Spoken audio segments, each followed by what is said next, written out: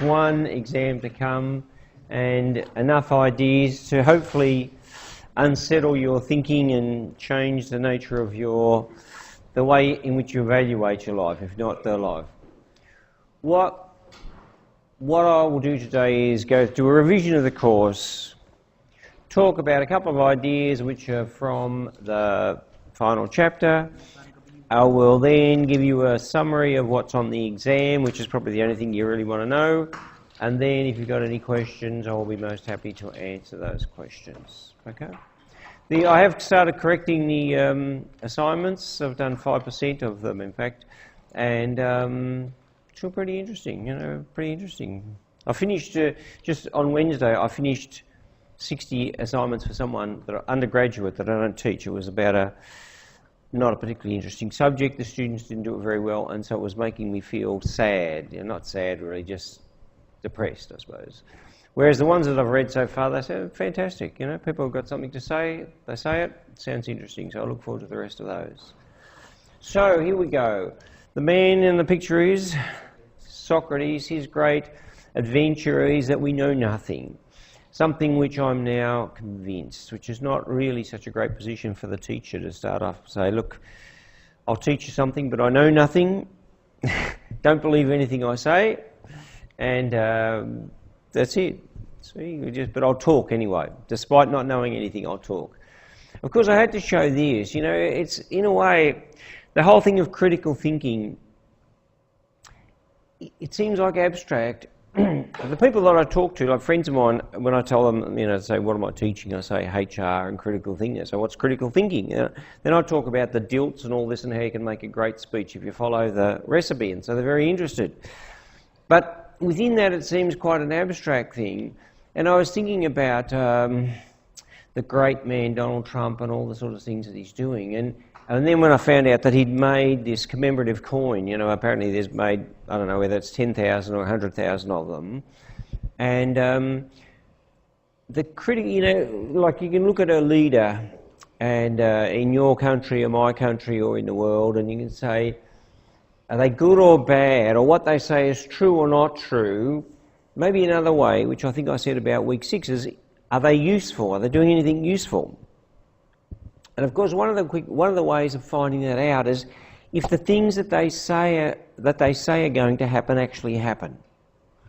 That's one of the key measures of an effective leader. A critical thinker, because the two parts to critical thinking. The first one is critical thinking. What is the second half of the critical thinking story? Critical thinking. There's two halves to it. One is critical thinking. The other half is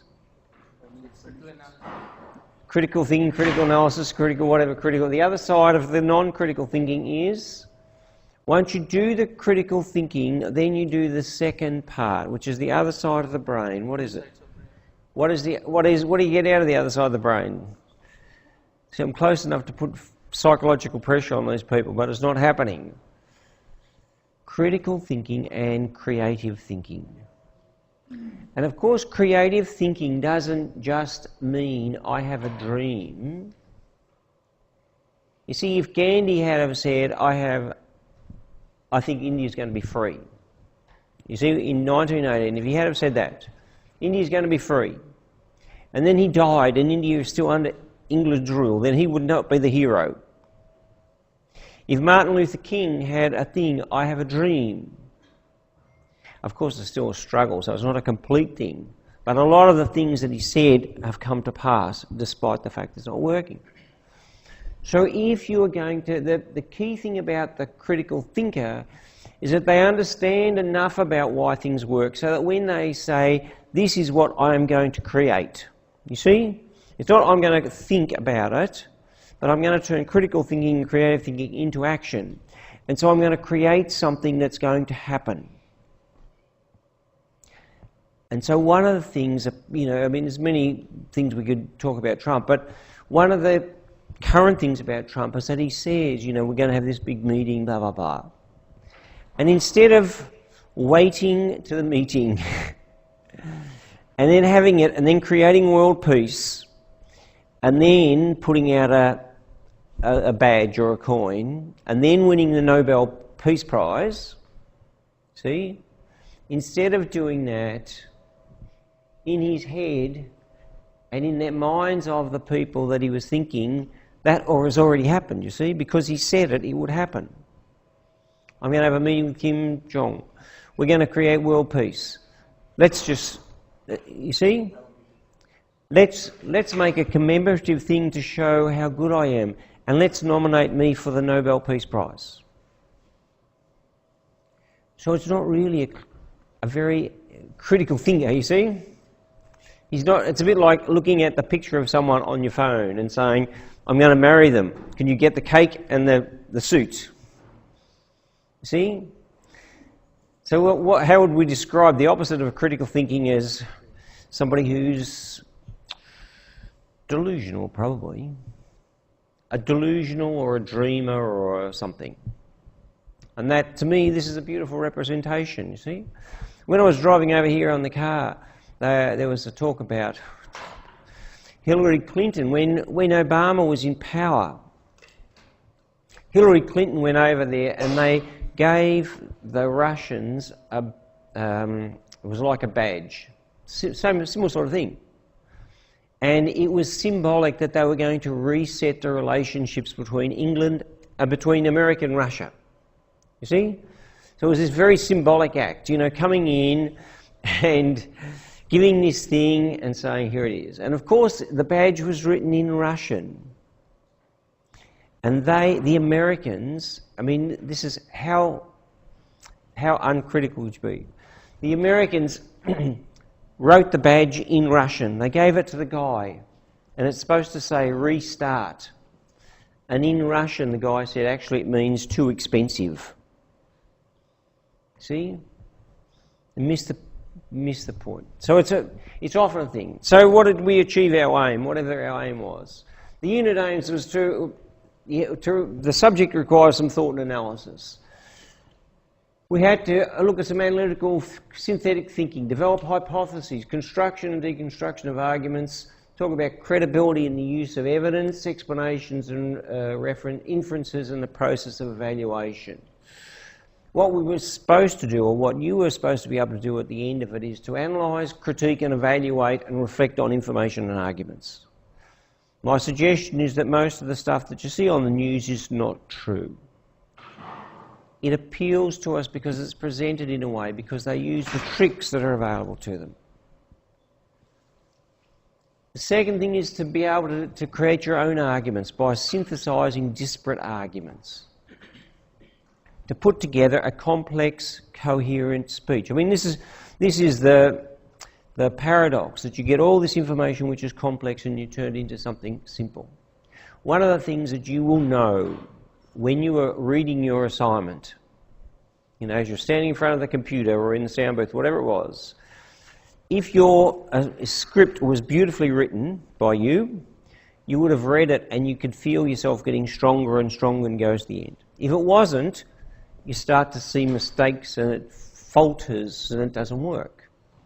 That's the art, is to put something together in a clear, coherent way, like a song. Somebody actually wrote a song as part of their speech, I have to say. Pretty impressive. But a song, you see, that's the whole thing about the music, is that it necessarily flows. The music that I put on here before we come, part of the thing is it sort of gets this flow of ideas happening. And so when you present a speech, it has to have some flow, it's got to have some emotion in it, it's got to have some up and down, otherwise people get bored and it sounds like blah, blah, blah. The third thing is interpret and transmit knowledge to other people. So that was the speech. And the last one is identify the concepts. Well, that's the test. There's the two parts of the question. The subject was about encouraging, practicing critical thinking, but then necessarily tying that with creative thinking. And so critical thinking without creativity is boring. It's cynical, it doesn't go anywhere. Of course, in a word, what you are always creating is the future. And if you don't create the future with your thinking, then you simply replicate the past. I mean, that's one of the problems of organisations. I've given you a couple of examples during the semester about businesses. Kodak, for example, could not critically evaluate the future of the digital technology, and so instead of creating the future, they created their own death. And then they went down. Encyclopedia Britannica did the same thing. So the creativity is not creating a painting or necessarily creating a piece of music. It is creating a future which is different to the past. And in the two of those things enable you to solve problems. I think that is the key metaphor for the whole thing. Of course, there's a moral dimension of it we talked about. The problem, how can you become an educated thinker? You do the two things. Think critically and think creatively. It is useful to know a couple of the tricks, and hopefully you've learnt a couple of them and that you can take them out of the course. What's one of the tricks or skills of critical thinking that you've learned? What? Yeah, I am asking you. Yeah. I should have a microphone so we can... Go on, tell me. Here we go. Get the microphone working and we'll ask him. In this subject, especially, I got to understand about analyzing, thinking beyond our imagination. I've learned about creativity, because unless or until you are not creative enough, you cannot think critically. And apart from, I have learned about critical thinking tools like the adults and griefs, like augmentative moves, which are really very important to go into depth of the subject.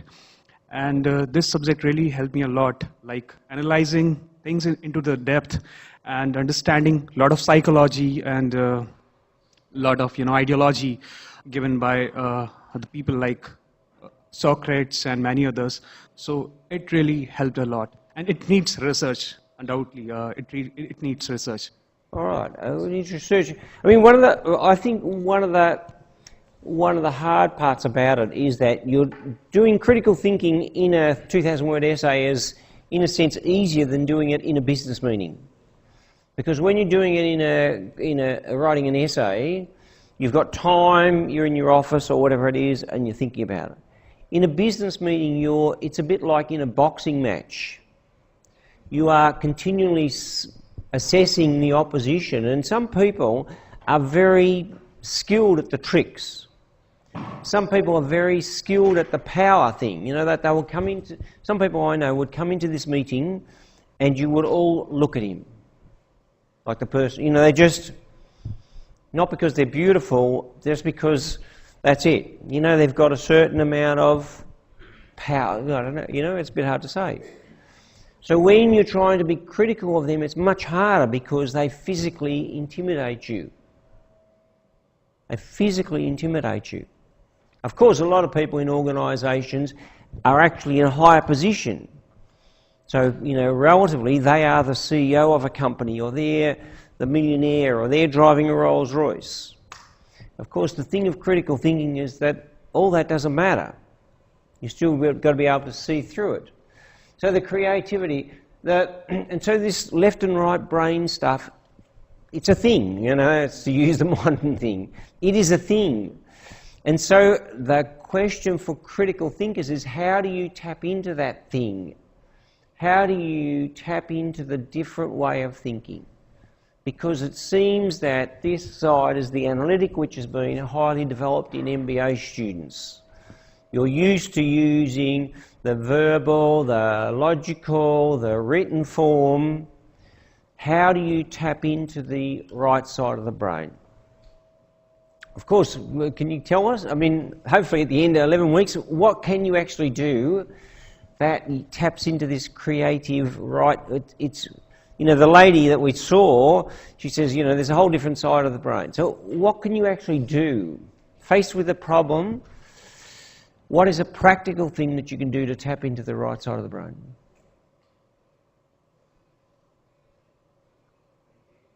What's that?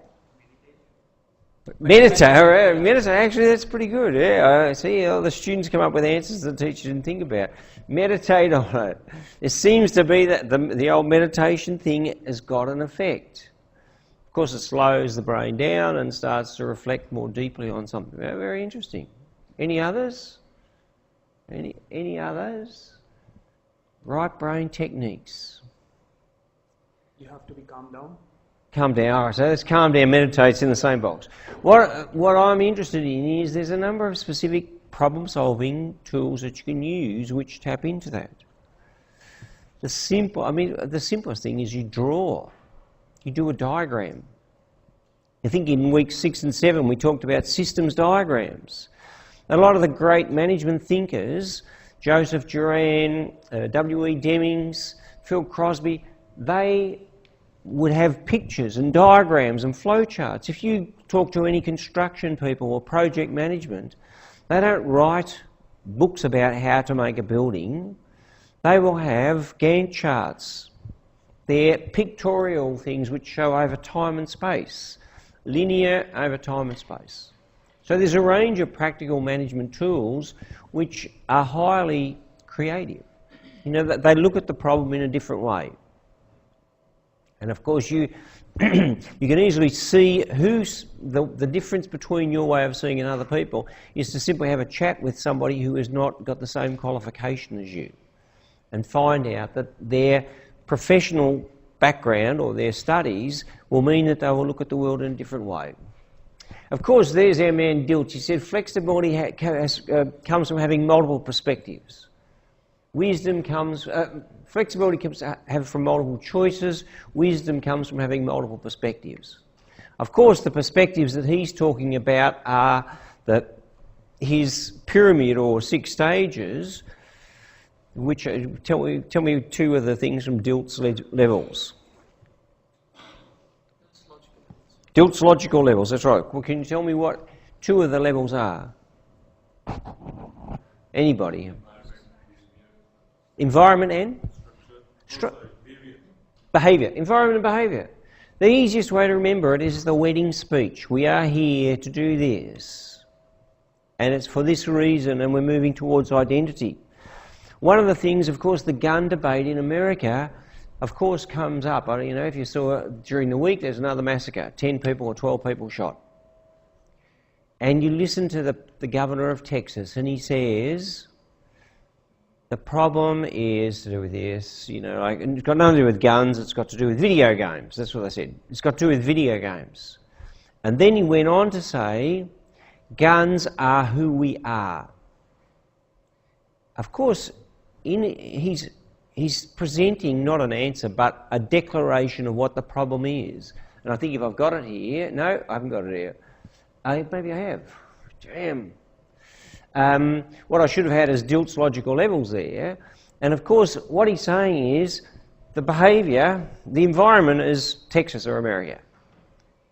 Then you've got the behaviour as this, and a logical person would simply say, we've got to change the behaviour. But if people are tied in with their identity, we are guns, then the chance of changing it is somewhere between 0 and not money. I mean, it's incredibly difficult. As soon as people say, you know, I had a meeting with someone last week, and I was this far away, and she smelt of smoke. You know, had this big shadow of smoke over. Right? And if I had have said, you know, smoking, I don't think it's very good for your health. A lot of people say, look, smoking is me, you know, see? If the thing is you, very difficult to change. If it's just something that you do, it's possible to change it. You can change the environment, you see what I mean? The problem is, if guns are me, I can go and put you in a different place, and I still want to have my gun, cigarette, drug, whatever the case may be. And so the Dilts thing is a very useful thing for organisational change. Think of, you know, 1, 2, 3, there's the 6 levels. If you can't change at one, use the others. That's basically the message. Use which one can you manipulate. Remember, Kurt Lewin says, if you want to understand something, try to change it. But if you're going to change it, like I want to get this guy, like one week I tried to get you to move, you see? Everybody come in here, it didn't work. Right. See, and if I had done the same thing again, I'd be an idiot. So next semester I'm going to have dollar coins at the front. So anybody who wants a dollar coin or the answers to the exam, here they are, you see? You have to change it, otherwise you're stuck in the same thing and you end up getting angry. So the topics we covered: belief and perceptions, interpreting facts, language and representation of thought, concept formation, systems thinking, construction of argument, critical thinking, the big picture, and moral reasoning.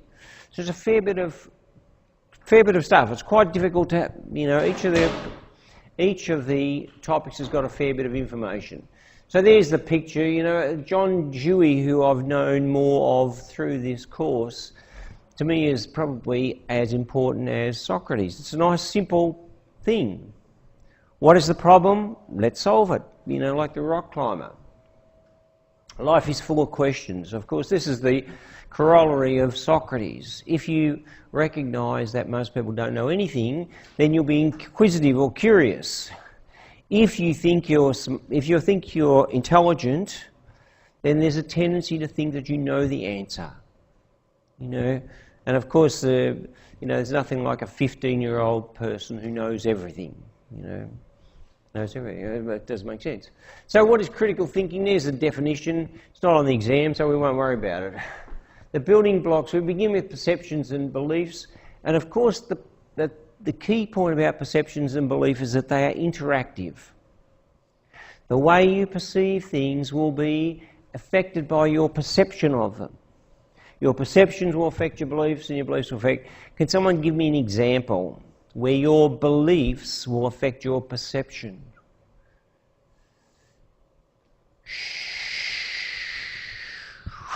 I'm feeling loose.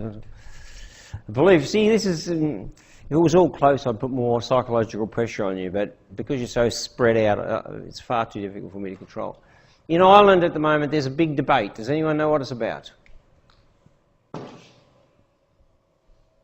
In Australia, we had the gay marriage thing last year. In Ireland, there is the abortion thing this year. They've got the thing which was passed in, I don't know whether it's 65 or 33, earlier last century, that no woman in Ireland can have an abortion under no circumstance. That's what the law says. So if the lady is pregnant and she's going to die if she doesn't have a termination, bad luck. So it's leading up the same way as the gay marriage thing, if you like. And so there's the perception of what abortion is affected by people's belief about, God and religion and all sorts of stuff.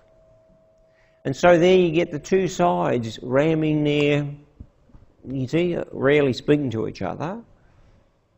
And so that the beliefs inform the perceptions and the perceptions inform the belief, and so you've got the circular loop. And so when you're trying to change something, to try to unpack it, see which one comes first, Because one of the things that happens is that my guess is that perceptions and beliefs come together, and of course they form identity, which I've said in the previous slide is the hardest thing to change. See? That's why, in a good subject or in a good degree, you are a different person at the end of the semester or the degree. You can see that you're a different person.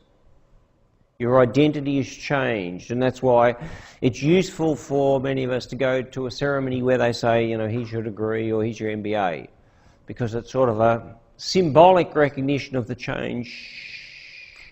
It's a symbolic recognition of the change that's happening. So you see that? So change is not something that happens outside of people, it has to happen inside people. That's why when organisations, businesses try to change things by email or declaration or we must change, it's a waste of time. Because the change has got to happen from the person within. There's a sort of a Buddhist joke, So where does change happen? And change comes from within. And so because the change that's got to happen from within is that your beliefs change, and that changes your perception of the event, and then you're able to change your behaviour and your capabilities and all that sort of stuff.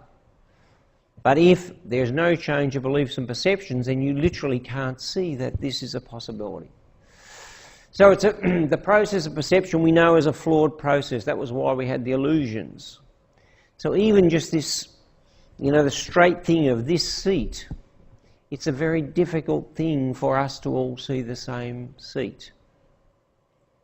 And so then we add our beliefs about seats on top of it.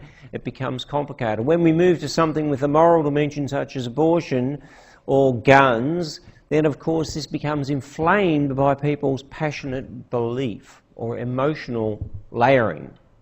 See? What we call pathos, of course, in the world of things. Our beliefs are also flawed. Of course, the book I've finished this semester is The Illusion of Certainty About Religion. And of course we all get these beliefs from our culture or our religion or our politics. And so when you leave which country you come from and you come to Australia, it gives you a chance to reset those or to reevaluate those or to say, does that actually make sense? Or is it useful, maybe a better way? Is it useful? Is it true? Is it useful? And so it's a flawed process. People are making interpretations, evaluations, conclusions and predictions. The perceptions form beliefs, the perceptions form beliefs and they affect the perceptions, and so on it goes. So the types of beliefs are reports, inferences and judgments. And if you have a look at the news about whatever you're interested, you'll see that much of the stuff they're saying is interpretations and predictions. If you listen to sports, which I do sometimes, you listen to sports and most of the thing is, this happened, two men playing football and one of them hit the other person, then they'll interpret it. And of course one person will say that was fair and the other person will say it's not fair. And then they'll both start saying about what should happen in the future or what is going to happen in the future. Now of course if you have a look at 10 people who predict then the winners of the sports over a competition, and then you go to the end of the season and you see that most of them have got somewhere between 50%, between 40 and 60%. Nobody gets 100%. So there's a fair bit of toss the coin, hoping, prediction. So it's a very difficult game. So Trump, in his putting out the coin to celebrate the solving world peace, is just an over-exaggerated version of the sports commentator saying, St Kilda, my team, is going to win the flag in 2018. See? Don't worry about the season, let's just put the banner together. St Kilda premiers, second premiership for St Kilda. Let's go and get drunk now. Don't worry about watching the football, you see? Of course, that is delusional, clearly. Here, of course, this painting is really all about what? One word. Power. That's it. Someone said power, did they? It's all about power. That's it. It's all about power. It's a very powerful, to use the word twice, it's a very powerful painting because it showed how the symbolic power which is invested in the church was able to squash, literally, the truth. It was literally able to squash the truth. All of the people in the picture, apart from one man, the man who was being tried, believe that the earth is the centre of the universe and that the planets that run around it, and that's the end of the story. If you had watched any of that stuff on Channel 2 this week, our earth is this and our sun is this, and then you keep on going and fill this whole of this room, and then you've got all these universes, and then you walk out the classroom and then you've got another whole lot of universes all the way from here to China, India, and then you double that again, and then you multiply that by 600 times, and then there's no ending to it. And the guy who was being charged, had an inkling that was correct. And all the blokes in the fancy, they were all men, notice, of course, they're all men. They thought, no, there is only this, the earth is the centre of the universe, these things run around it, God created it in 7 days, that's the end of the story. I don't want you to think. I'm always fascinated, I was talking with one of the students before the class, dictators always love to shrink knowledge. They always love to shrink knowledge. They take control of the TV, the radio, the internet, and they shrink it. And one of the first things that people do in an overthrow is to kill the intellectuals. Not metaphorically I'm talking about. They literally kill the intellectuals. Because knowledge is power, and knowledge is seen as being dangerous. Of course, the person at the top loses control when somebody like Galileo discovers that what they are saying is not true. There's an old story, the emperor has no clothes. Or did we talk about it during the semester? You know the story anyway, don't you? Do you know the story? The emperor has got no clothes. No. It's an old sort of fairy tale, you'd say. There's a king, Donald Trump we'll call him. He says he's so vain and power-centric that he wants to look beautiful, so he gets the finest clothes. So they give him silk garments, and they're sewn in the finest fabric, and they're sewn in the finest stitching. And then he, of course, because he's a bit mad, he wants even more. So he goes to the tailor and he says, this is not the finest, I want something better. The tailor's in a position because, of course, it's all up to him, and so he says, I will make the finest clothing. It's out of a cloth which is made out of thread that's so fine that nobody can see it. Look at it, here it is. You know the story now? So he sews and he says, you know, it'll take me a long time because I'm sewing all this. And then he gets to go, the king comes in, takes all his clothes off, and he puts on this clothes that's nobody can see because it's so fine. And of course the tailor says, don't worry, it looks beautiful. And so the king walks down the street and everybody bows and scrapes to him because he's the powerful man, and some little child says, mate, you've got no clothes on. See? So the whole thing is that people fall into this idea, you know, let's pretend that the man at the top usually knows what he's doing, even if it's stupid, even if it's walking down the street with no clothes on, literally. Of course, there are many examples of that, corporate, organisational. And so this painting, you know, the more that I look at it, the more important it is in terms of, so, you know, this is the one painting, I think, for the semester. It tells us a lot about the problem of critical thinking. People in power don't like to think because they like the power that they have. People in power like to surround themselves with symbols, Brookfield's tricks, big chairs, big paintings, big clothing, big everything, so that the young people or the people come into it are seen as powerless. It's a very important painting. Of course, I asked you during the semester what were the big problems. You know, Dewey says, what are the problems? There's a list of the 17 goals to transform our world according to the United Nations. There's no shortage of problems around. No shortage. I mean, most people are familiar with climate change. It's the one. Some people are concerned about rubbish and plastic. Some people are interested in education. But of course there's a list of them. There's a big list of them. And of course the interesting thing is that, you know, while this might be something of the United Nations, last week I showed you the talk by Ray Anderson. He was making carpet. And the way that he made carpet, the way that he structured it, fed into this. And he was doing something that was creative, because it was different, and it was meaningful. All right? So there's of course, here's Dilt's levels, Kipling's 6 questions. They're useful things to ask. If people are making a suggestion to change, then ask the 6 questions. Look at it from the 6 perspectives. Then you've got a chance of being able to understand or get an insight into it. Lecture 3 was on ways of knowing. The ability to be able to distinguish beliefs.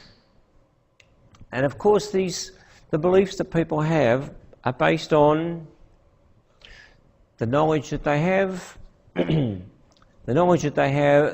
culture that they come from. Most people's religion is determined by where they were born, not by what books they were read. See? sort of the random thing of geography. So knowledge is a set of beliefs about the world, and of course, ideally, we change it through education.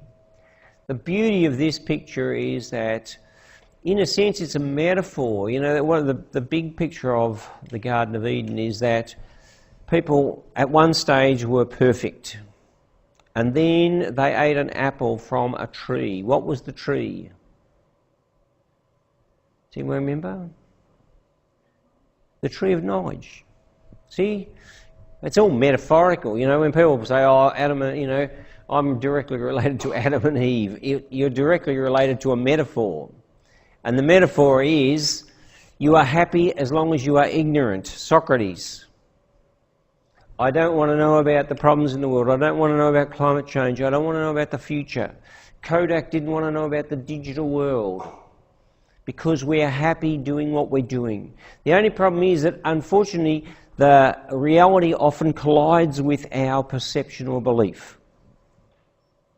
And so the whole story of the Garden of Eden is a metaphor that was used to tell people that when you're born you're a bad person and you have to go to a church to save you. Right? That's the story. If you read, 2 years ago I read a book, Born Bad, about the history of sin, you know, for those people interested in it. And in America in the 1700s there was two brands of Christian religion. One of them was, they were saying, look, everybody is born, you're a good person, and the religion's good for you. The other brand of religion was saying everybody is a bad person and you need the religion to make you better. The bad ones won because it was a better marketing story, you might say, even if it was a less accurate story in itself. Right? Very bad. So there's a lot in that. The critical thinker is open to different perspectives. I think in the first couple of weeks I asked people, what's something that you believe now that you didn't believe 3 years ago? That's, you know, if we can remember two things that we thought were true or believed 3 years ago and we now know that they're not true, then there's some hope that, you see, that in 3 years' time some of the things I believe I will realise were totally untrue. Totally untrue. I don't know what they are, of course. But that's, that's the whole idea. That's why people go to a Buddhist camp for a month, or they go to a 6-month walk across the Mount Everest. After that, they say, oh, I got this great insight that, you know, playing computer games wasn't so great, or something, whatever it may be. So they also understand, that's Socrates, is that you seek out people with opposite views. If you have a look at the downfall of many regimes and organisations, you will find that what happened was that, in a sense, the organisation looks like a rocket. You know, so there's the bottom of the pyramid, there's the top. As the organisation becomes bigger and wealthier, often what happens is the top of the rocket separates from the bottom of the rocket. It's actually burden. What's that? I think the bottom is actually a part of burden. The bottom is the body. Of course, we're both using metaphors here, though. So the body, it's a bit like the head flies off from the body. Good point. There's a series on, I used to teach a subject, corporate governance. I was actually teaching it in China. And I used to use a clip from a TV show which was on the internet called American Greed. It's a great show, you know. This is all about these people who are stealing money from corporations.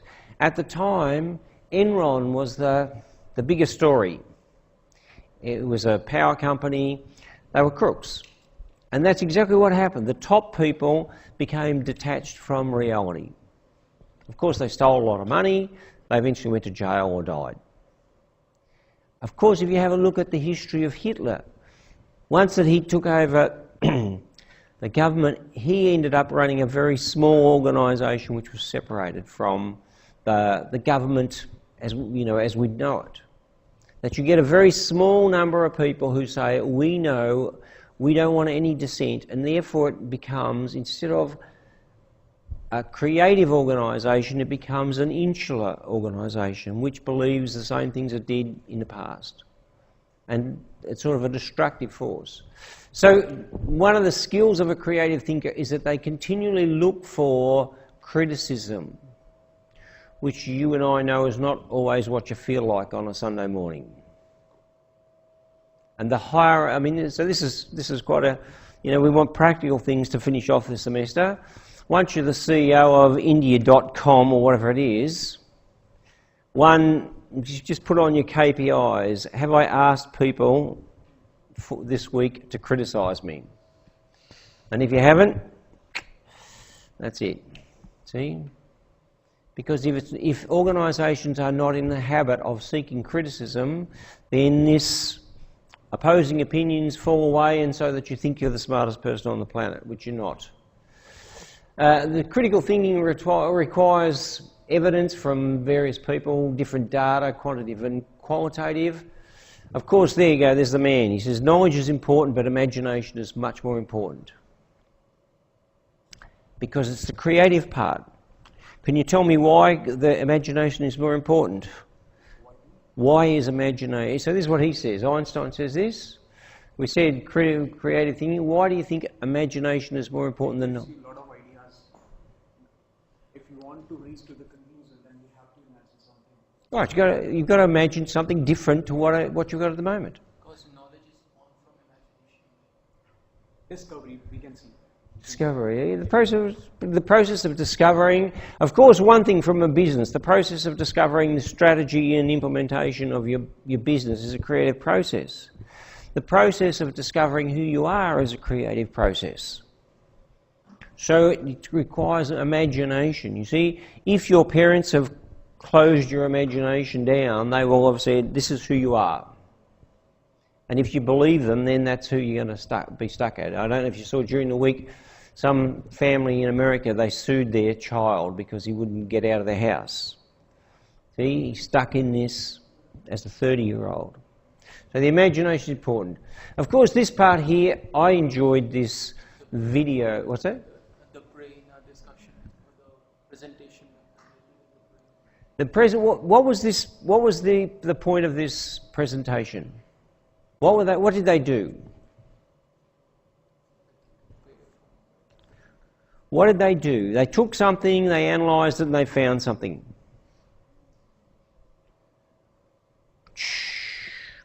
They took a whole series of TED Talks, in fact, every single TED Talk that had ever been delivered. Then they analysed it using some statistical programs. Then they found out the relationship between each of the TED Talks. They used a whole lot of analytical tools. And then they found out that this shape, this beautiful picture here, is moving. And so that you can actually go to the edges of thought, the edges of the current discourse about various topics. Remember, they had health or education or mining or engineering. And so what they were able to do was represent this imaginative process at a global level, or certainly within the level of talking in the TED world. Of course, the critical discourse analysis is where the power comes into play. The Harvey Weinstein Me Too movement is the current iteration or reflection that the gender imbalance is a thing. It continues to be a thing which you can find out in any country in the globe, in any paycheck in the globe, in any way. And of course, if you try to change it, then you will find out that despite women being equal to or better than men, that it's still very difficult to achieve that, or to live it. I don't know. I mean, so we haven't got time to do the discussion here, but the reality is that this is what the critical discourse analysis is at its heart. The people who had to go at reading the Van Rijk, is it?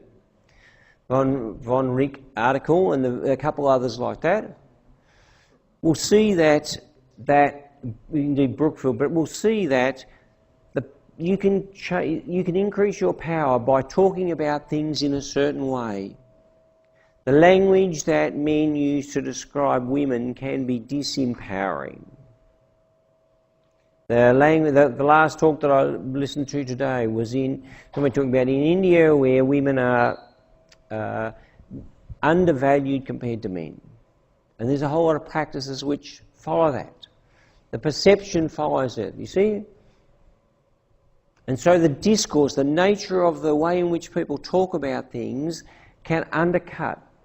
One of the things which I'm more aware of as I'm correcting, I do go through these periods of correcting a lot of assignments, is that words are precise. At their best, they are as sharp as knives and they cut like a surgeon. At their worst, they're blunt instruments. It's like a big thing to bash around.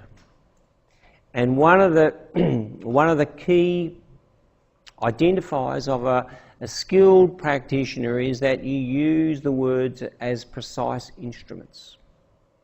Of course, each culture frames the language or the ideas in certain words, and sometimes languages can be tilted towards one group or another. The language of religion, the language of sex, the language of politics can be tilted for or against one group. And if you have a look at a place like Myanmar, it's not. Of course, it is a disaster, but it's not simply something that people made up one day. It's couched in language and terms which give people the justification for doing what they're doing. So, who has got the power? Power is central. Who's got it? Who wants it? And what's the tug of war played out? Week 4, we talked about language and thought and symbols. That's fine. Skilled practitioners understand to use it. And, the Aristotle's triangle is the simplest takeaway. The argumentative moves. Just be quiet. The argumentative moves are key tactical tools that you can use in an argument. And Brookfield's language tricks. And the thing that I've written in red, that if you use Brookfield's language tricks, people will rarely challenge you, and that is amazing. That is amazing. So if you want to convince people of something and you have no integrity, just use a couple of tricks and people will believe you. It's that simple. In business meetings, social life, whatever. Use the tricks. Right? It is amazing. Why don't people challenge you? Because it's in real time. When you try to analyse those first 2 speeches, I presume it was hard work. Anybody who got more than a credit, they put in hard work to try to draw out the arguments. So when you're in a meeting which is going over real time, there's things to be done and people slip in a couple of these tricks. Often you don't get the chance to freeze frame, identify them, analyse them, and then see whether they're useful or not. So they are beautiful. They do exactly what they say they do. Grice's maxims, we know about that. The style is often central. Understanding the style. When you're doing a presentation, that girl, the woman who did the minimalism thing, she chose a style. That, hi, I'm here, And of course, we can't copy someone's style. You've got to find your own.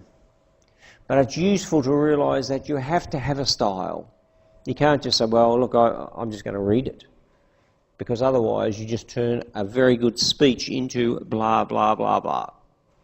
You see, even the most interesting speech becomes boring if people don't put some style on it. Rhetorical style. So there's the master.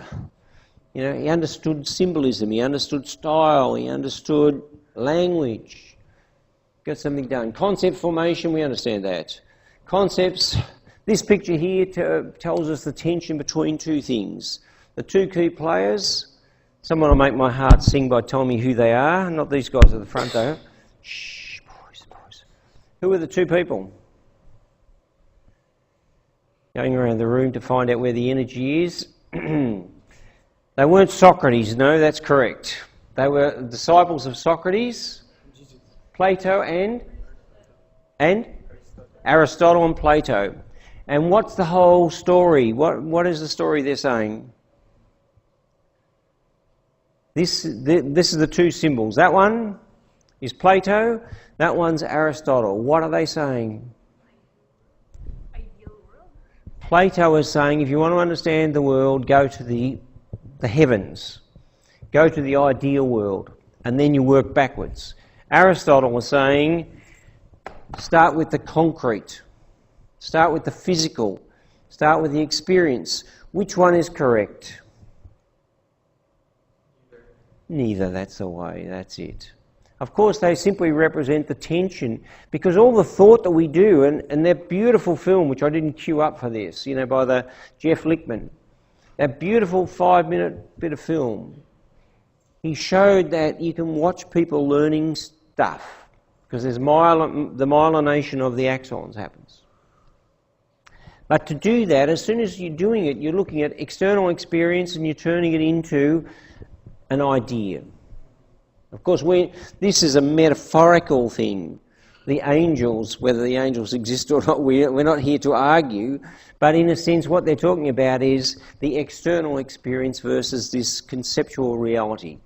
And Hegel's dialect, of course, is the thesis and antithesis. Can you give me an example of a thesis and antithesis? Nice simple one. Thesis and antithesis. Criticize thesis, research? No. Good try, but no. Give me an example of a thesis and an antithesis. A thesis is simply a claim. Antithesis is an anti-claim, the opposite. This is the real test. That's what we'll get to. I'll tell you the questions of the actual test in a moment, but this is the real test. And so far you're not doing very well, I have to say. I mean, you are trying, that's it. But give me an example of a thesis. A thesis, if you write a thesis like a PhD, it's a research paper which argues a claim. Tell me one claim that you could write a thesis about, a paper about. Give me an example. You want me to do it? That is not a thesis, that is a concept. Give me... You want an article or something? No, I don't want an article, I want an idea. A thesis is just not... Any original piece of writing. Yeah, I know that. He's describing what it is. I want a thesis. Give me a thesis. I'll make this very boring. I'll give you an example. You're forcing me to do this. It's not my intention. Women are not as good as men. That is a thesis. It's not my thesis. All right, I'm saying it's not my thesis. What is the antithesis? Women are good, better than men. Women are better than men, or women are equal to men. That's what it is. It's simply a statement and an opposite statement. What's that? It's opposite of thesis. The opposite, and that's right, a thesis and antithesis. Having guns is good, having guns is bad. In Nigeria, there's a very big, I'm listening to a thing at the moment about Shell went into Nigeria. They drilled for oil. They've created a lot of problems. Huge amount of problems. Is Shell a bad company for drilling the oil? Is Shell not a bad company for drilling the oil? Of course, the Hegel's dialectic simply says that you're going to get opposites. That the hard work is trying to find the next level of understanding or insight. The guy, Jeff Lichtman, says, whenever you look at anything in detail, you'll find it's more complex than you thought in the first place. The problem with greenies and developers is that the greenies look at developers and say they're exploiting, raping the earth. And the developers say, you greenies are just hippies who don't want to do anything. You see? And so we have an argument. Now that is a boxing ring, to use a metaphor. What the Hegel's dialect says is, look, in all problems, in all areas of life, you're going to have these opposites which will appear. If you've got no brains at all, you'll just get the boxing gloves out and try to win by argument, by force. We are right, you are wrong. If you are a critical thinker, you're going to say, look, Hegel's triad, okay, there must be some way where we can find something where we can move this forward. If you look in history in the last 100 years, 200 years, 300 years, 400 years, there's all sorts of things which people thought were just bad. And now they think they're good or bad. Can you give me a current example of this Hegel's triad thing? Ireland, we'll give you what's going on in Ireland. This whole question about abortion. Abortion's right, abortion wrong is the basic boxing match. Is there somewhere in between? I don't know. Of course, you could, the people on the pro-abortion might say, look, the whole problem of abortion is to do with lack of understanding of contraception and availability of, etc. So in fact, if you go to Ireland, you'll find out that this problem, what is the thing that we're fighting about, is couched up in a whole broader argument. And if you want to make realistic change, then you won't simply go and get the badge. You know, see that the Trump's badge that he's made is it's symbolic of what a lot of people do. The No campaign have got the No badges. The Yes campaign have got the Yes badges. And so they say, look, this is my badge. The intelligent people will say, look, we're in 2018. We have to resolve this. We've got to move forward. We've got to, you see? We've got to move to some sort of future. Now, of course, if you're too emotionally invested in it, then it's very difficult for you to move forward. Critical thinkers are always looking at the problem with two things. Tell me what they are. I thought I was going to have a win there. Creativity or imagination and intelligence. You see? Abortion, no abortion. Whoa, hang on a second, put the boxing gloves away. What can we do in terms of intelligence and creativity? Now, Kurt Lewin would say if you want to understand anything, you try to change it. And it's hard, and it takes time. So you don't print the thing, I have won. You know, George W. Bush, after about 2 months in Iraq, mission accomplished. 16 years later, mission is still a disaster, trillions of dollars later. So the Hegel's triad is always saying, expect in your business life, that's what we're going to talk about, that you're going to find people with opposite views, and that the first tendency is to do this. Of course, if there's a second tendency to say, oh, right, that's one of these things. He thinks this passionately, I think this passionately. We're both wrong, of course. Let's see if we can use intelligence and imagination or creativity to come up with some sort of a solution. Now, that is what I would call an intelligent person. It's quite difficult to do, remember? The more angry you are, the less creative, the less intelligent. You know, the more as you or I'll say, as I become more angry, my intelligence shrinks to that of a crocodile, which apparently has got a brain this size. See, all you want to do is this. So, there you go, whatever that is. Of course, the reason I put that picture in the end is because that beautiful picture is always saying, as long as ideas are flowing, then you're going to get the next idea. The next level of Hegel's triad is going to emerge as long as the ideas are flowing. The clash of clays are viewed as a battle or as the idea as a crucible, you know, the fire. There's Ray Anderson, the great man. He had a business that was polluting, and then he spent 25 years beyond his death to make it non-polluting. That is a perfect Hegel's triad. Perfect? What's that? Perfect? Did I say perfect? No, after that, what did you say? Perfect? Hegel's triad? It's a perfect example of it. A perfect example. And I think there is a question on the exam. You know, if you write, it doesn't say who was Ray Anderson, but it does say there's a space in here where you might be able to use a good example. Tell me something I don't know about Ray Anderson, and I'll be impressed. The big picture, a stroke of insight, the woman with the brain, all that sort of stuff. To be a master, of course, the reason why metaphors are so useful is because they are right brain. You remember I said at the start, what is the trick if you want to get into the right brain? And somebody said, most people said, I don't know. Somebody said, somebody up the back there gave me an answer. What was it? What's that? Meditate, that's right. He gave me an answer, meditate.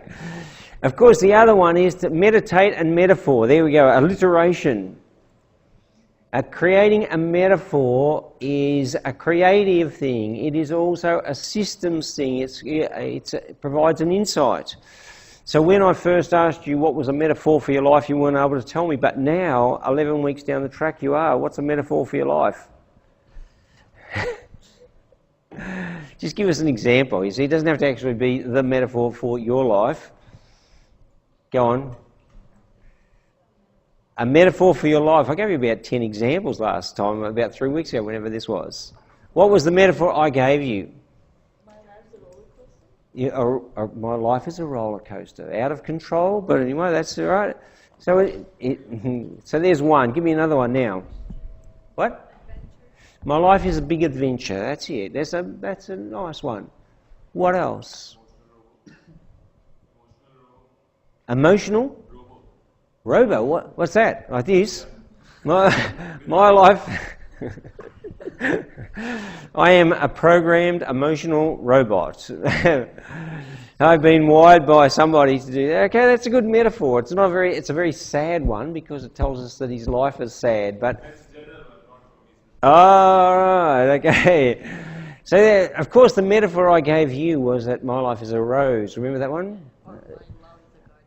My love's a garden. Indeed, my love's a garden. We're getting very deep here now. The metaphor is useful. The thing that I said, now that we know what a metaphor is, I said that all successful people I know who influence people use metaphors. So if you want to be a person of influence, then I do suggest use a metaphor. You see it, yeah. You look at anybody's in the annual reports. Most of even the chairman, when they were doing their thing, they'd say,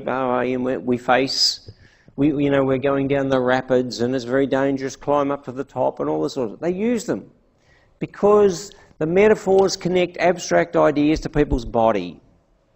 The roller coaster, we can feel it. Right? That's what it's useful for, because people connect with their bodies. You can give people a hug and then they're on the same wavelength, but that's not what you're going to do. It doesn't take you very far in a business. So the way to connect with their bodies is give them a metaphor that they can feel. If you say, blah, blah, we're going to do an organisational change exercise, doesn't connect. We're going to rebrand our organisation and change, and this is going to be like going down a rapid, which is death-defying. But if we get to the end, we'll feel exhilarated. See? You got people, they're tuned into what you're saying. Useful to have metaphors as living systems. So having your metaphor as a robo it's evocative, but the living systems are better. CT tools, systems tools, heuristics is the art of discovery. We didn't talk quite as much about that this semester as I have in the past, but that's useful. There's the lady.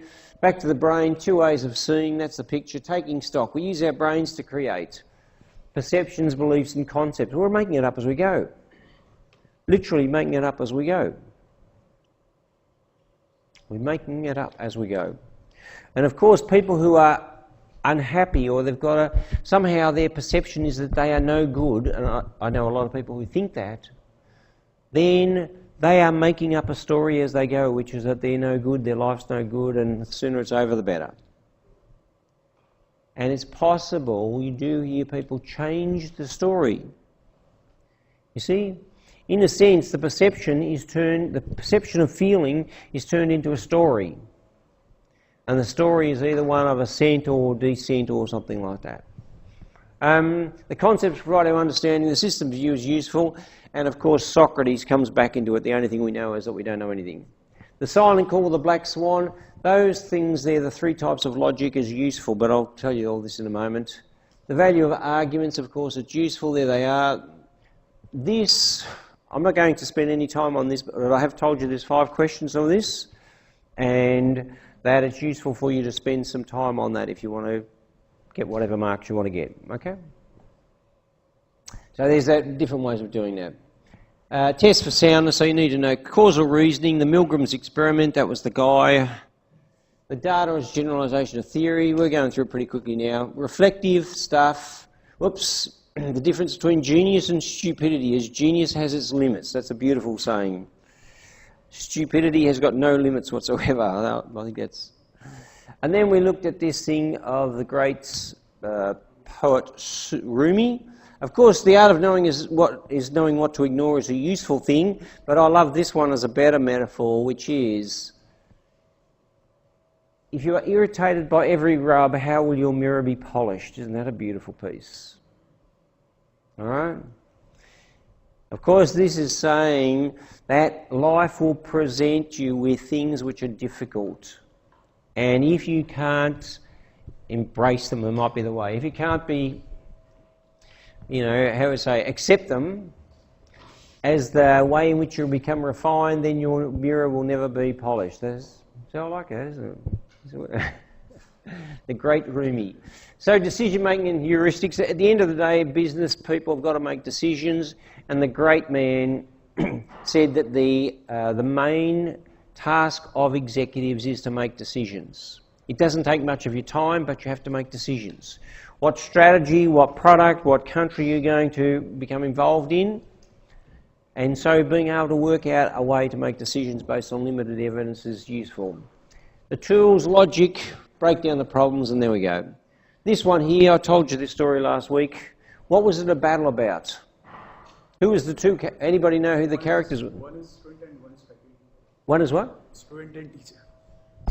Right. No, one is a teacher. And he's giving him a gift back. No. Good try though. Good try.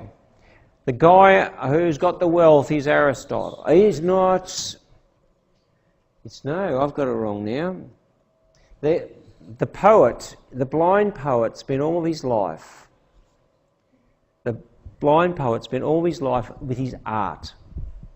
The teacher, who was the teacher of Alexander the Great, who is, it'll come to me before, the teacher is asking the question, what is important in life? The external riches or the expression of the self? Of course, on a good day, we get both of them. Not many of us are doing an MBA so that we can walk around the streets of Melbourne being a poet and just hoping people give us rice. Right? But the name will come to me before we finish up. Back to the question. So the question is, what a good life? This is about the end of it. The textbook, for that, now I don't know how many people have read this textbook or have got a copy of it. I know some people have had a bit of a read of it because of the assignments. I find it, before I come to the lectures, I usually go back and read the chapter of it, and there's a lot of really interesting stuff in it. As I said at the start of the semester, it's a practical textbook, and you no doubt you'll find a lot of books on critical thinking are mathematical. You know how we did the logic questions, syllogisms. A lot of things on critical thinking are very dry and logical. This book is really interesting because it starts on the basic premises, the question, which is what is a good life. Then it goes through all the stuff that we've gone through, most of it we've covered. And then it comes to the end. There's a very short chapter of only about 6 or 7 pages. And it re-asks the question, what is a good life? And so one of the first things it talks about is Viktor Frankl. It's one of the first very interesting books that I read about the meaning of life. It's only about 100 pages. And the first 50 pages are the only pages you want to read. The second 50 is, don't worry about it. So in 50 pages, he describes his experience, which was he was a German doctor, and then he was taken to a concentration camp during the war. And then he describes how, under the pressure of all the lack of food and the mistreatment, that he would see people in the camp either sink or swim. It's either some people just fold like a deck of cards. They lose all meaning, and then almost inevitably they die. Whereas other people, despite all of exactly the same conditions, were able to find some meaning for themselves. They were able to create a meaning for themselves. And so he went on to become a psychiatrist, and his whole book, his life's work, was this thing about trying to find the meaning for your life. And of course, if you have a read of it, he's been dead, of course, a number of years. If you have a read of it, then you get to the point where you say, because a lot of people naively say, oh, you know, what's the meaning of life? Or the joke is that it's 52 or, you know, like there's some number in a book. That there is a meaning and everybody's got to have the meaning. Of course, when you look at it from his point of view, he says, look, don't ask what is the meaning of life, as in it's something that we can find, but ask what our life expects of us. Of course, this is John Kennedy.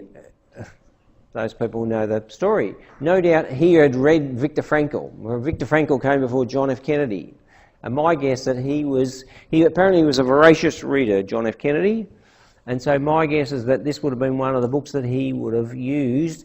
And remember the thing I was saying, if you're going to do a great speech, don't be afraid to rip things off. You see? Everybody remembers him saying, don't ask what you can do for your country, ask what can the country... don't ask what the country can give to you, but what you can do for the country. I would not be surprised if he had turned that for his purposes. So the question is, but ask what life expects of us as though we are being questioned by life daily and hourly. You know, what is the thing for me to be doing? And he said, he writes that our action must be consistent with right thought and right action, which is, you know, one of the sort of the premises of Buddhism. Of course, he would have read some Buddhism as well. He sees everybody rips off. The thought and action. And then he says life means taking responsibility to find the right answers to the problems that we find. And so we come back to Dewey. And to fulfil the task which are constantly set. And so there's a need, this fills the need to have a life of significance and contribution to the world and to the lives of others. I've interviewed enough people in organisations, and this is the two responses generally. People will either say, I love working in this organisation, it's a great place, or they will say, what's the point? What's the point?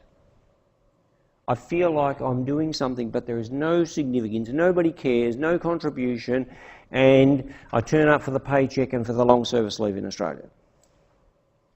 And so, you see, one of the things which I spent 4 years reading psychology and really got into it, and then I left it for a long time.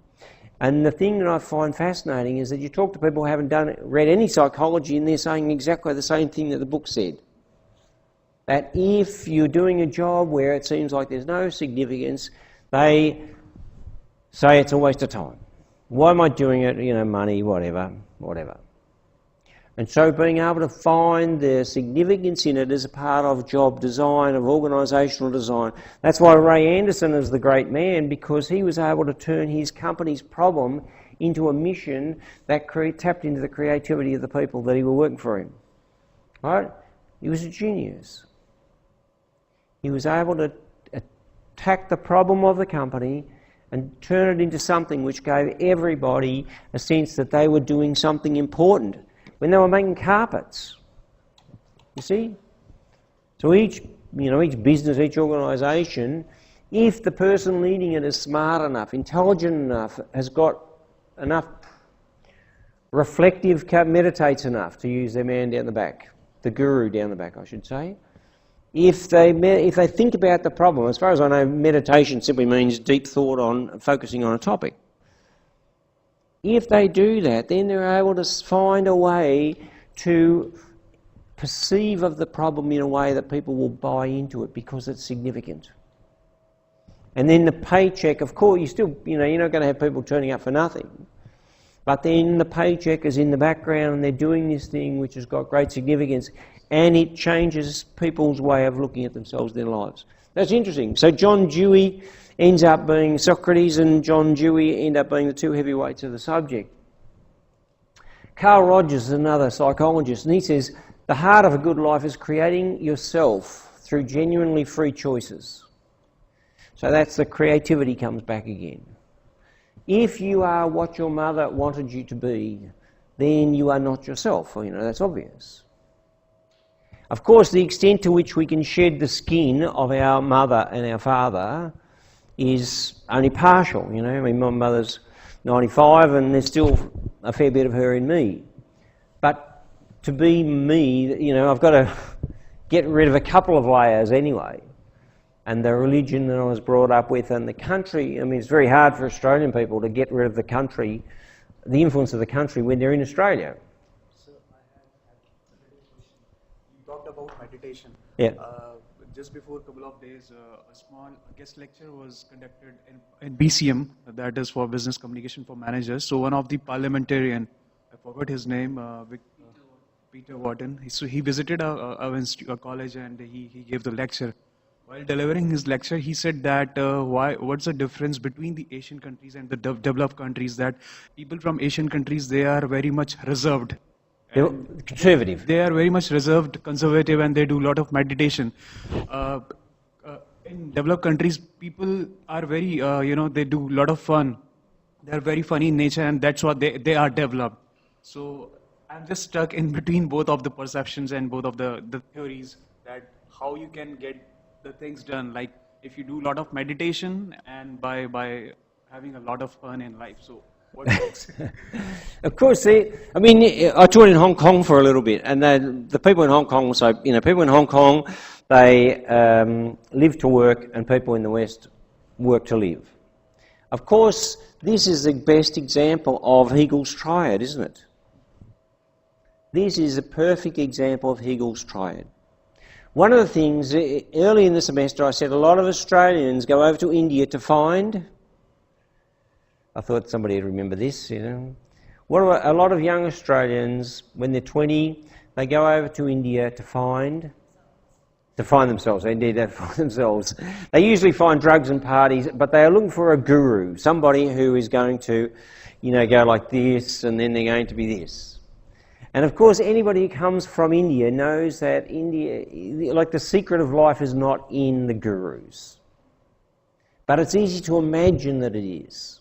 You see, as soon as you've got somebody, you see, oh, you know, you go to China and you find Confucius. You know, I want to find a Confucius temple.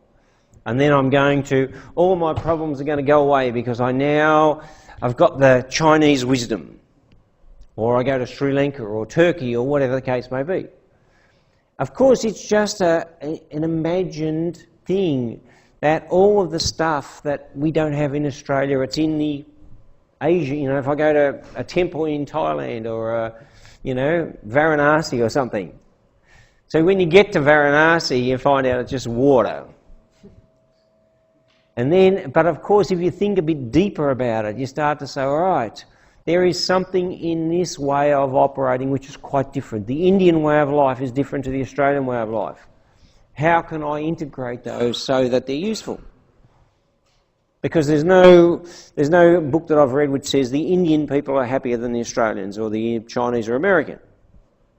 So of course, if we take it back to our original problem is, what is me? If I take away my mother's layer, my religion layer, my country layer, then I'm confused, you know. And then you take away my English speaking, and I've got to start up from scratch. And you stick me in the Punjab, then it's like I'm starting from scratch. So the problem is, of course, given with what you've got, how do you integrate in the Hegel's triad thing? You know, the Hegel's triad, a thesis, all of the wisdom in the world is in India. The antithesis, all the wisdom is not in India. That's it. So you've got these two poles. And so that's when of course, the thing that we want with a remote control in a hand is an easy, quick answer. That's why, I mean, as the people, 2024, they do the big trip, and they're confused, they're sick of it, they don't want to be like their mum and dad. You know, they go off with a backpack and you have some drugs, and then they want to find, quick, just take LSD and I want to see the world differently. I just want to, so I want to take a bit of India, a bit of Nepal, a bit of China, a bit of England, and then I'll come back enlightened. See? Of course, it's a bit like someone saying, I'm going to get a Nobel Peace Prize because I've set up a meeting and I'm going to have a badge about it. You see, it's a very immature sort of a thing. So what he's saying is, the heart of a good life is to create your own. So you've got this tension between the Asian way of life and the Australian way of life. You know, some people come to Australia and of course they say, wow, sunshine, do whatever you want, you know, what a great place. But the problem is always that we've got to create our own life. Each of us, you, me, all of us. So creating your own life generally through free choices. So not the things that your mother... I had a student 2 years ago, he was from China, he said he did at the end of a school, his father wanted him to be an engineer, and he said, I don't want to be an engineer, Dad, and I don't like maths. And his father said, there's not much maths in engineering. He said, my father lied, you know, see? But he had 3 or 4 years of study to find that out. You get it? So being able to... It's, you know, you see, you often get that. The people have been, you know, I want to do this. No, I want you to do this. It's going to be best for you. That's what, you know. And people get to, of course, some people get to 24 and they say, no, I don't want to do it. Some people are just about going into the grave and they say, I never wanted to do this. I was talking to a lady yesterday, a very good friend of mine, and her uncle was given the family farm, if you know, a big farm. He never wanted to do it. And now he's 70 and his whole life he's been being a farmer when he never wanted to be a farmer. See, he should have come to this course when he was about 25. Would have made it more bearable. So the whole thing is creating, you see, we're not looking for the meaning out there, but creating it by choices, day on day, week on week, year on year. And once you've liberated yourself from what other people want you to do, then of course you're able to live to your full potential. Your intuitions, I mean, this is a beautiful way of expressing it. Your intuitions become increasingly more trustworthy. You know what, you just have a strong sense of what it is you want to do. As opposed to, I'm going there, you see? That sort of crazy, I can't think of a word for it, it's crazy, I want to go there, I want to change my job.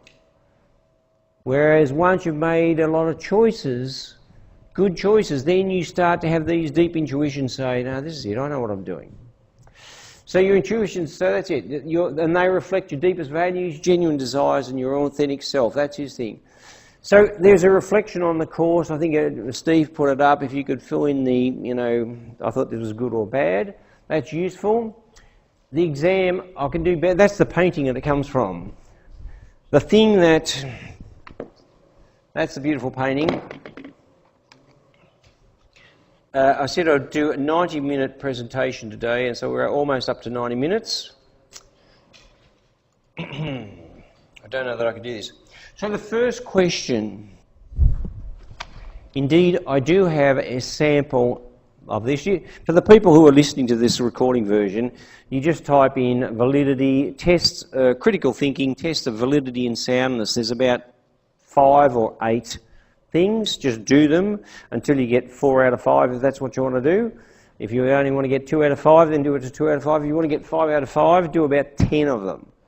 But there's some samples here, and those people who are here will take a piece. So that's the first thing. The key thing is there's 3 marks for each one. The question is, are they valid and sound, valid and unsound, or invalid and unsound? So there's half of the marks. The question is, why? Get the difference? So just saying because is not an answer. So that's the people, I mean, if you're going to have your books there, but presumably you're going to bring in a library of stuff or a folder of the relevant stuff. It's pretty straight, but you need to, it's very clear, there's a big gap between those people who don't know what they're talking about. They make up some story, and those people say, because, kaboom. Straight out of the notes. There you go. So that's a website, but you just type in validity, soundness, you can find it. Look, here are the topics in the first section. Which ones are going to be on the exam? I don't know, because we've split them. There's 2 exams, blah, blah, blah. But these are the topics you need to know. I'll see if I can blow it up a bit bigger.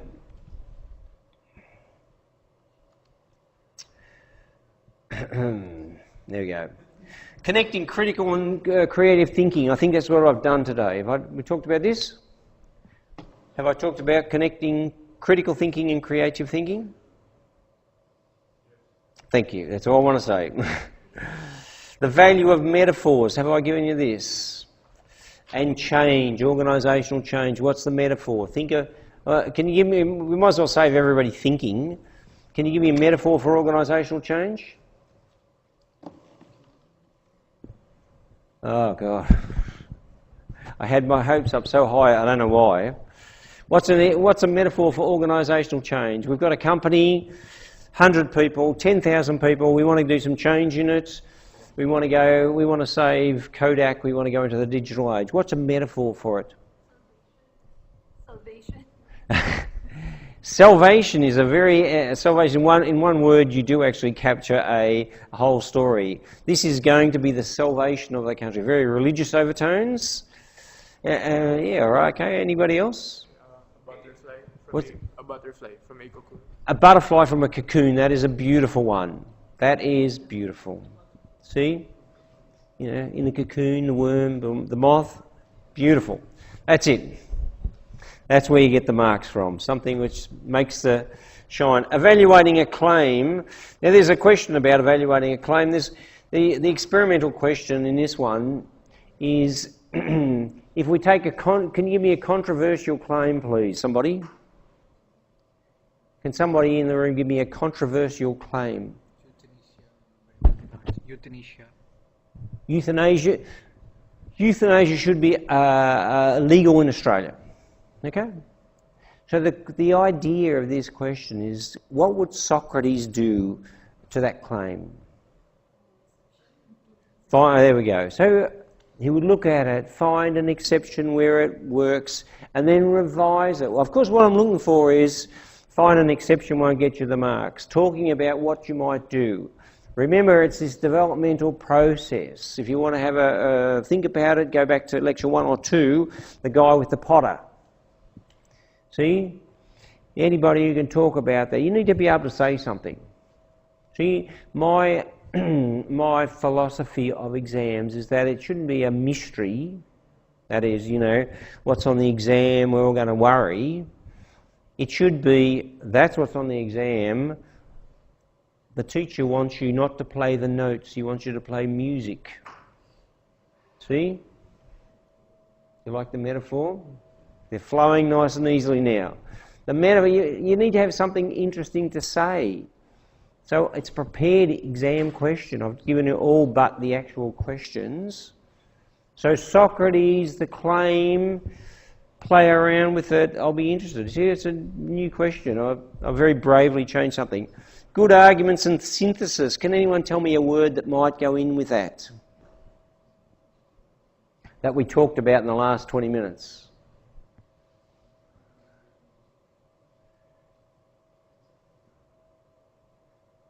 We're going so well. The synthesis. What was the synthesis thing? The hypothesis. The what? You're getting close. That's it. Synthesis just means this. Remember? Hegel's triad. The synthesis.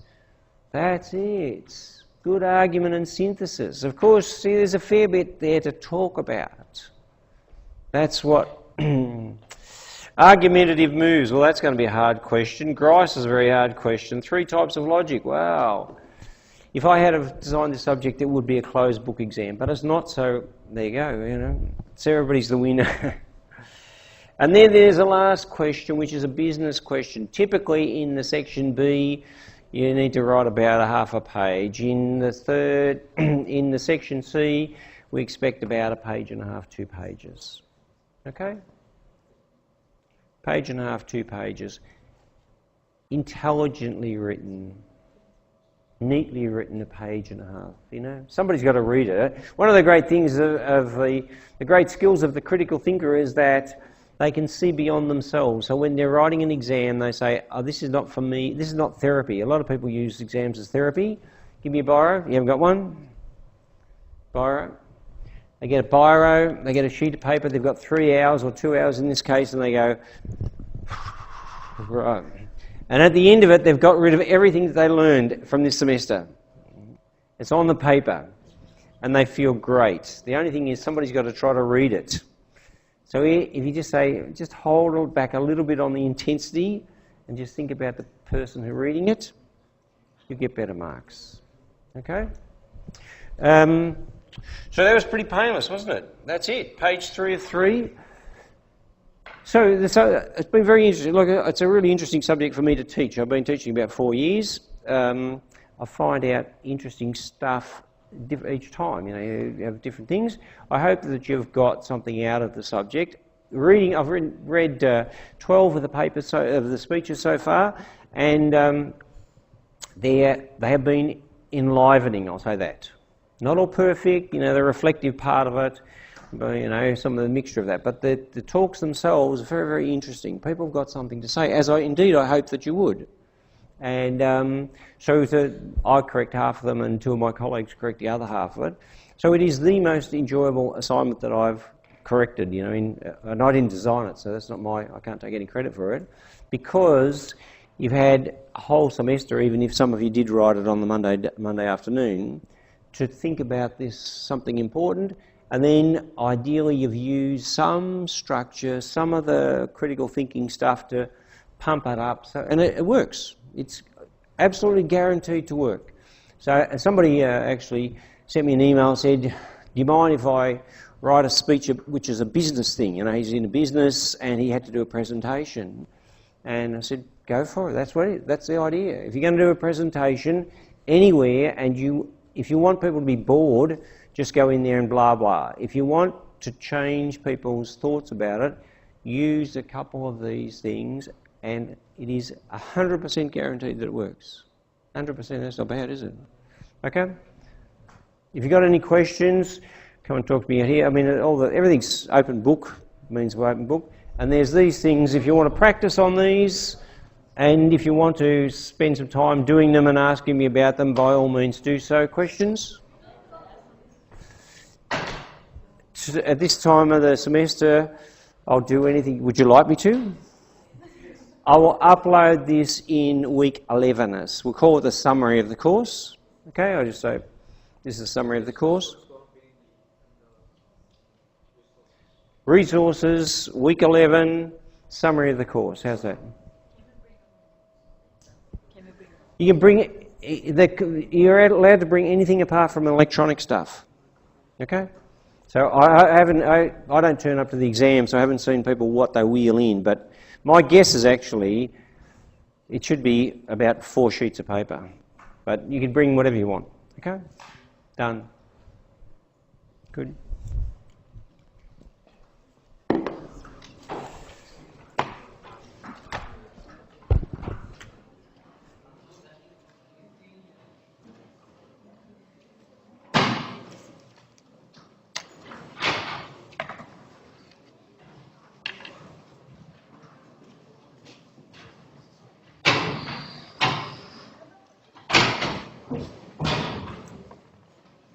Sure. See, I should have done that. Put something here on the paper, they come and tell you. Question. You did or you didn't? You did or you didn't?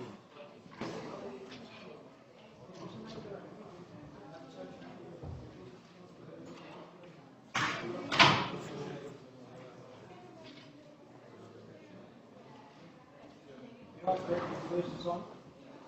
I'll correct this. On Tuesday, like 10 hours late or something. I can show you. I mean, I can find this out. So what's the question? You lose 1 mark. Okay?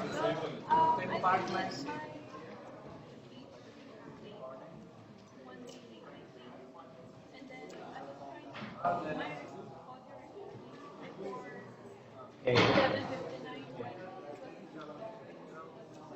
As long as it's there. One month.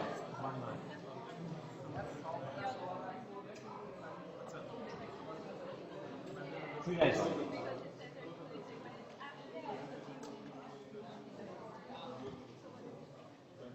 Steve's the boss. Steve's the boss. And the answer is, I don't know.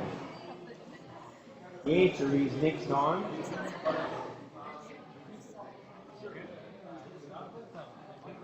Typing error, right?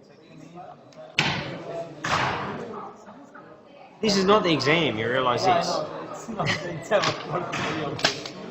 This is 3 years ago, 2016, Yeah. and that's 2016 another year. Okay? Just for the practice. Sake of practice.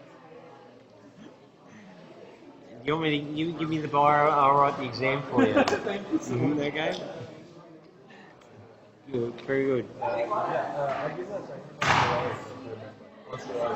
Oh, yeah.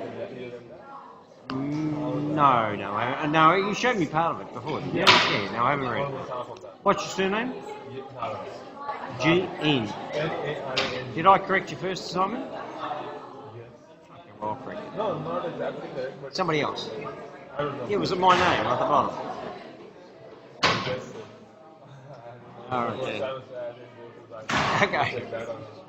But I did converse with you regarding that. Yeah, that's right, yeah. Was it good? Pretty good? Yeah, Or well, things that you have to improve and learn about yours? Specifically? Well, look, the short answer to that, without having it in front of me, is that most speeches, the ones I give, can always be polished. Sorry? Can always be polished. Yeah. So, and the best way to do that, so if you have an important speech to do, like for, a conference or work or whatever, write it, finish it, you have the deadline here in the assignment, finish it 3 days beforehand, finish it, go and do work, and then 2 days later, read it again. And you will see the problems. You get it? You need time, because you To see... break it from the top. That's right. One of the tricks that I use is to change it from a doc to a PDF, because it makes it look different, and you see the mistakes differently. All right? So I can practically apply that on every assignment. Yeah. That's it. Yeah, that is a very good. I mean, I 2 weeks ago I had to write a report, charge money for it, and I was under pressure. I had to, So I get most of it finished about 4 days before it was due. Then I let it go down, and then I left the last paragraph I had to write, but then I printed it out on a PDF. Then I printed it out on paper. I read it. It was beautiful. You can't have mistakes. You see, in business, you can't have mistakes. Okay. So it's better that you learn how to do it than me tell you what's wrong. Okay. Thank you, sir. It was really nice hearing you. Good on you. Very good. See you. Hi. Would it be okay? I take a photo. Oh, of course. Yeah.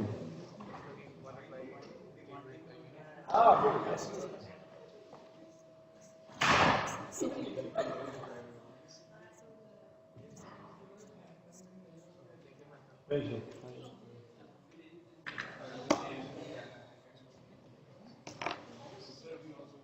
Oh, good. All right. Celebrity shot.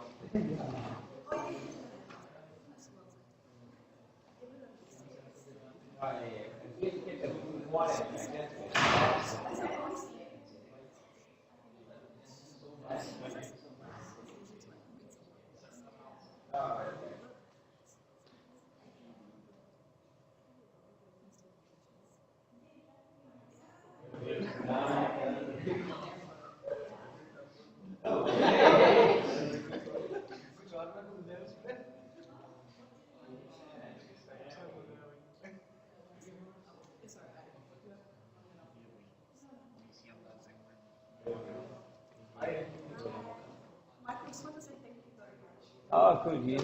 Did you? I'm very pleased. Thank you.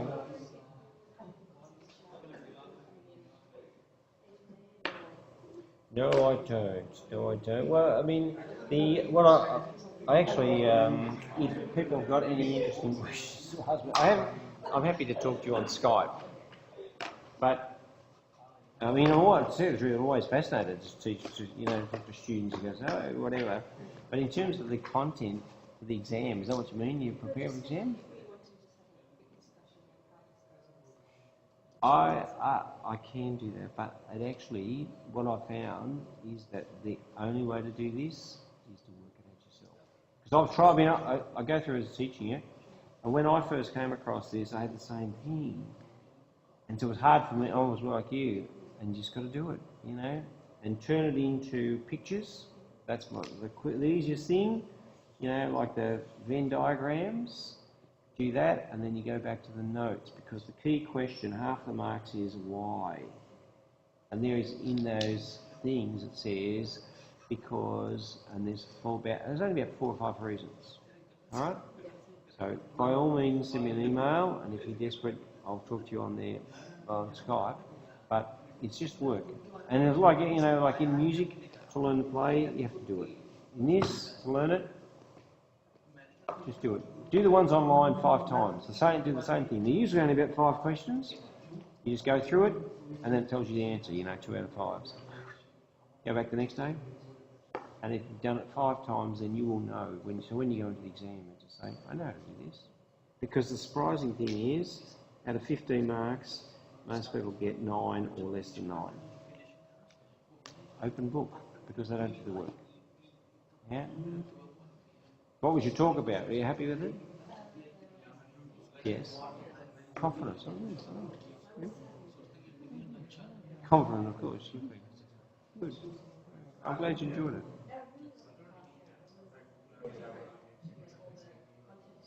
Well, I'll just turn this microphone off so we're not being recorded.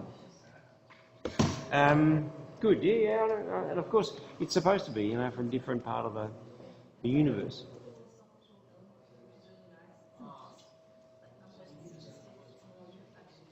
Right. My pleasure, my pleasure. Okay, good, see ya.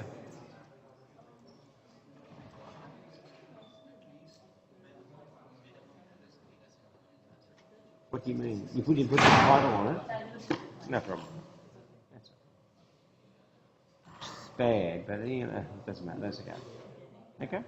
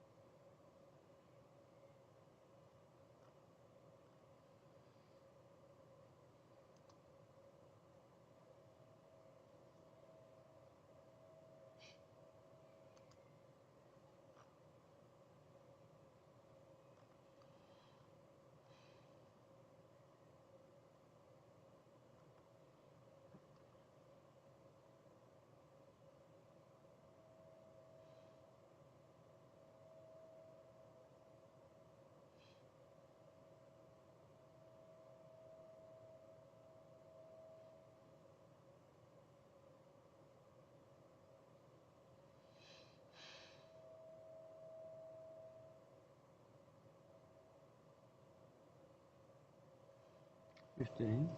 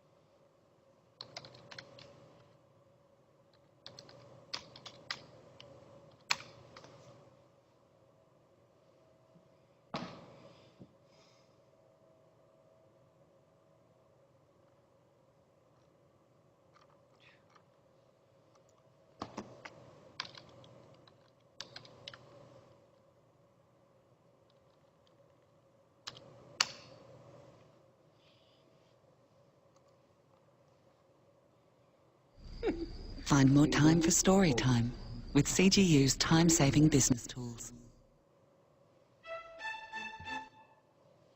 Ah.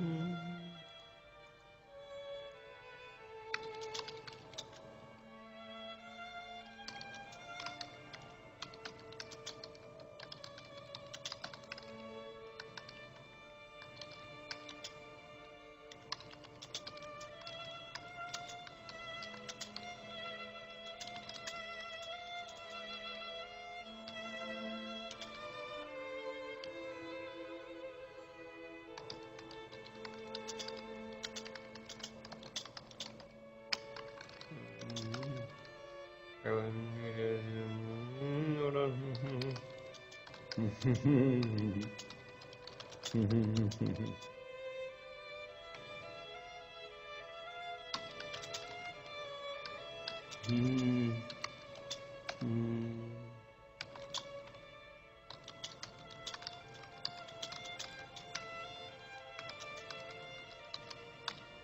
Mm-hmm.